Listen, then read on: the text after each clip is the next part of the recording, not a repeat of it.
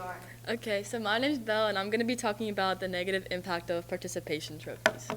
So participation trophies are giving young athletes a false sense of achievement and are setting them up for future failures in life. Nowadays, trophies are more common, and winners aren't the only ones receiving them.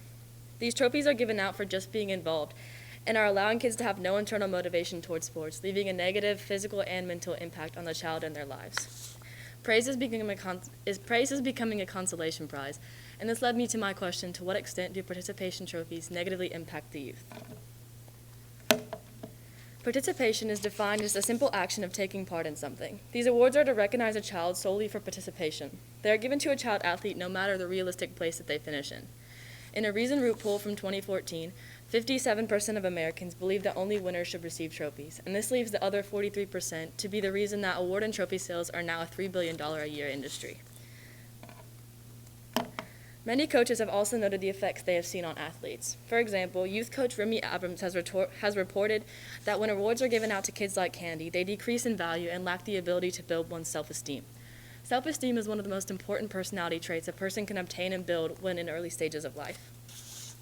Expecting to be rewarded for little to no effort is setting children up for future failures, and these trophies are leading children to believe that effort and believing in oneself is not as important among other things, as well as showing them that they must be rewarded regardless of performance. Craig Blackburn, Executive Director of the Soccer Association of Columbia, has noted that even programs that swear by these trophies face problems. The struggle we have is when to stop giving them. Starting these children off without trophies will help them learn more and pay attention to the rules of the game, as well as setting them up for future steps in sports.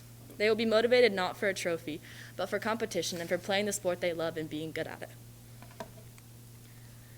In a study of gold medal Olympians, they said a previous loss was key to their championship successes. They said it's through failure and mistakes that we learn the most. We must focus on process and progress, not results and rewards. Kids need to know that they don't have to win every time and that it's okay to lose and make a mistake. Linebacker James Harrison of the Pittsburgh Steelers is a great example of teaching children that they need to put in the effort. He recently demanded that his children's participation trophies be returned, stating that, "While I'm very proud of my boys for everything they do, and I will encourage them till the day I die, these trophies will be given back until they earn a real one." Bryce Harper and Kobe Bryant have also spoke out about these trophies in order to show kids that they need to earn it, rather than just participate. Awarding these trophies solely for participation sets the bar low and creates overconfidence. Overconfidence blinds a person from their faults and prevents growth mentally and physically. These rewards have a negative impact, producing a self-obsessed, irresponsible, and unmotivated generation of false achievers. Stanford researcher Carol Dweck has explained how research of over 40 years has found that children who have had too much praise when they did not deserve it became less resilient. In a study from the University of Pennsylvania, participants have reported that these trophies resemble the disappearance of toughness, discipline, and accountability, the lack of will, determination, and hard work, and the creation of coddled children that never learn you have to earn it, who are being set up for negligence. This chart depicts that trophies for winners increase strongly with higher income. This could be because people with higher incomes might feel that they are winners or enjoy competition more than others, and this leads into the psychological factors weighed in on children. Psychologist Vivian Diller has explained how although competition and rejection are daily experiences, this along with discipline and repetition are keys to success. Implementing these findings throughout life can result in determination in the future. Using these key ideas helps refute the narcissism promoted through these trophies. Dr. Rob Bell, a sports psychologist, says that we don't make everyone a winner by not making everyone a loser. This may even create more losers. The pyramid shows how parent skills and strategies benefit children throughout sports and life. The psychological aspect behind the selectivity of strategies affect youth and their outcomes. We are afraid children will be hurt by losing, so we make everyone a winner. Parents and coaches have been giving youth the perception of success without endeavor. Serena Williams is an unmitigated example of why people don't need participation trophies. She has faced many hardships, including racist projections, gender inequality, disrespect, and losing games in general. Throughout all of this, she said it's not about getting 22 Grand Slams, but that she would have to win 7 matches to defend her U.S. Open title. These were the victories that Serena cared about. She earned every one of her achievements and gave youth a role model for effort and striving for excellence. She was focused on winning for the bigger picture, which is what the loss of participation trophies can teach children.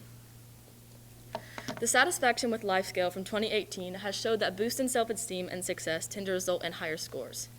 George Orwell reiterates in his article, The Sporting Spirit, that nearly all sports practiced nowadays are competitive. You play to win, and the game has little meaning unless you do your utmost to win. When children are playing competitively and they deserve to win, seeing others who have put in no effort getting a trophy backfires the whole point of participation trophies. They can provide children with a temporary spur of encouragement, but it also degrades others doing their best to earn and deserve the award. Nevertheless, children can get reassurance through their teammates and coaches rather than getting an award for the bare minimum. This also plays into how George Orwell states the significant thing is not the behavior of the players, but the attitude of the spectators. Providing these athletes with awards, with them knowing they're not as good as some of the other players, is degrading. Trophies offer an honor to commitment, but these spectators don't realize that the winner is no longer recognized, or at least to the extent that they should be. It is important to teach children young that everyone is different, but that doesn't mean we can't achieve the same level of goals. One counterclaim that has been most presented throughout my research has been that these trophies give children a show of reassurance. However, children get reassurance through other aspects of life that are more accurate than reassurance through superficial achievements.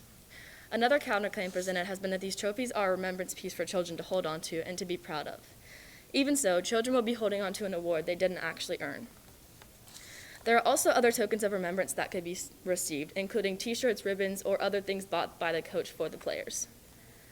Millennials have now been referred to as the trophy generation because of how far this situation has been taken. There is a diminished value of real awards because when everyone gets one, they don't mean anything towards true accomplishment. These factors all led me to my proposed solution of using alternatives. Furthermore, these alternatives could include turning trophies into scholarship money, having social team events, using certificates or ribbons, or having t-shirts, or using personal best awards. By turning the money spent on trophies into scholarship money, it will be more beneficial towards the team. You could either put this money back towards the team to improve it, or give it to a child for a scholarship for underprivileged children who might not be able to afford to be on the team otherwise. By having a social team event, everyone is still celebrated and praised for their accomplishments without taking away from the true winner. Using certificates and ribbons can show an athlete their actual place or still show that you were on the team and provide encouragement or a piece of remembrance. T-shirts could also serve the same purpose as well as everyone still receiving something. And using personal best awards is another alternative many coaches use. Using this method will give athletes an award when they achieve their personal best in something, whether they came in a place higher than the last or they beat their best time in something. The coaches implementing this new style are teaching young athletes that no matter how good you are, you have to set goals for yourself. This will give them the opportunity to set achievable goals for themselves rather than comparing oneself to others. Taking up any or all of these alternatives will eliminate the false reality of success and give coaches the chance to recognize a specific achievement or participation as a whole, all while improving the mindsets of children. That's it.